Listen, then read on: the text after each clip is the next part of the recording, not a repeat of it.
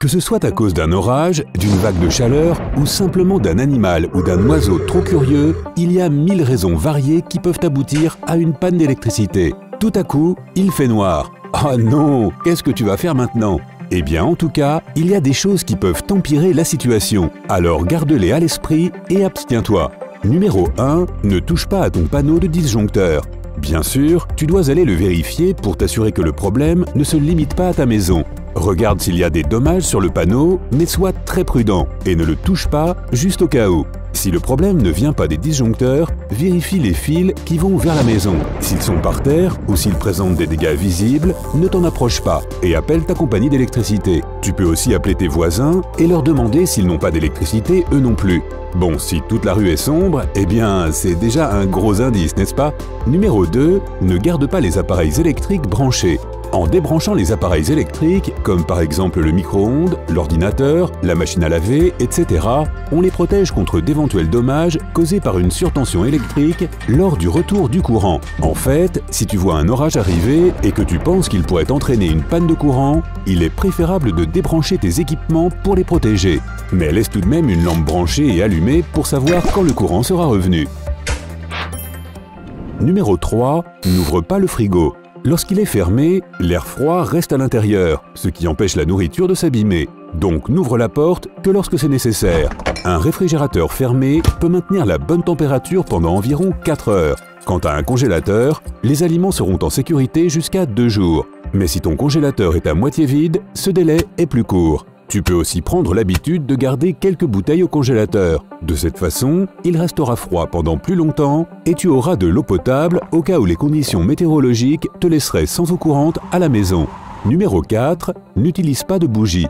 Les allumer n'est pas la meilleure option car elles ne fournissent pas beaucoup de lumière. Surtout, le principal problème est que les bougies peuvent provoquer un incendie. Il est particulièrement dangereux de faire brûler des bougies si tu as des enfants ou des animaux domestiques qui pourraient les faire tomber accidentellement. Il est préférable de mettre quelques lampes torches dans ta maison. Donc n'oublie pas de les vérifier de temps en temps pour t'assurer que les piles fonctionnent toujours. Numéro 5. N'oublie pas d'avoir un détecteur de CO2.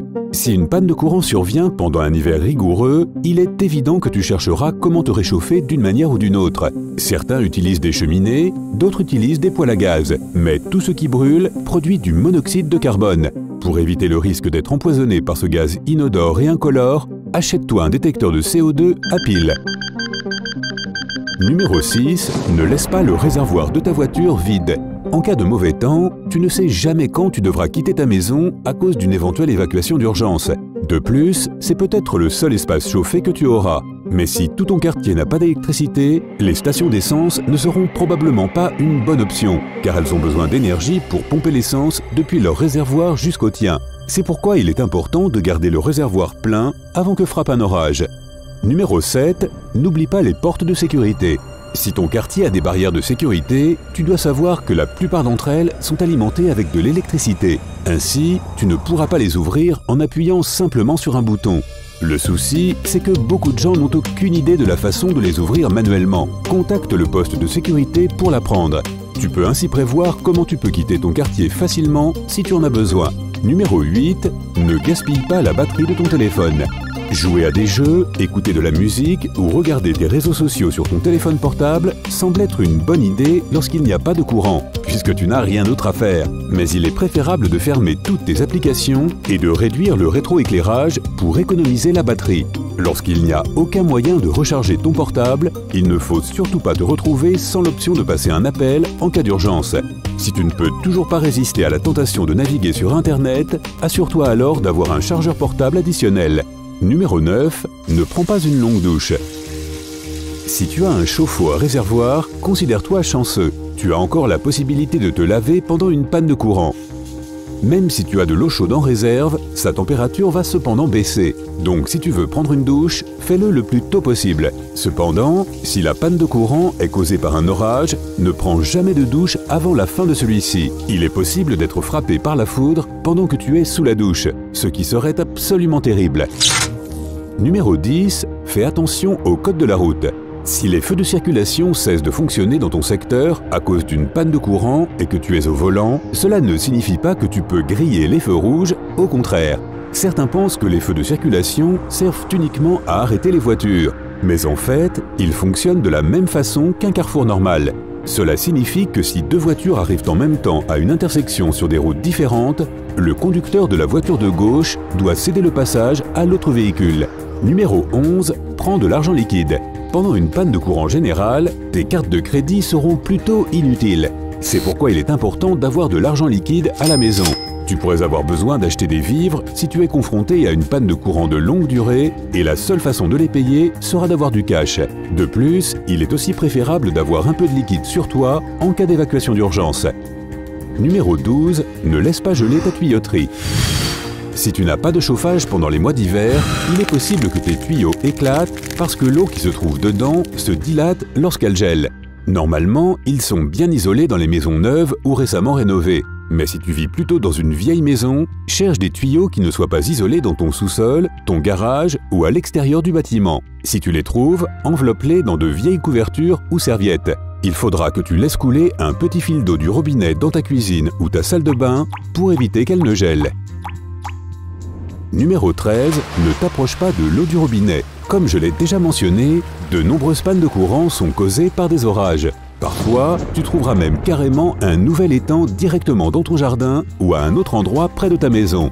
Alors fais très attention et reste loin de cette eau, parce qu'elle peut cacher non seulement des branches d'arbres qui sont tombées, mais aussi des lignes électriques. Il est préférable de rester à l'intérieur jusqu'à ce que les équipes de travail autorisées aient dégagé la zone en toute sécurité. Numéro 14, ne fais pas de barbecue à l'intérieur. En cas de panne de courant, l'un des plus grands problèmes est de cuisiner, car les maisons sont de plus en plus souvent équipées de cuisinières électriques.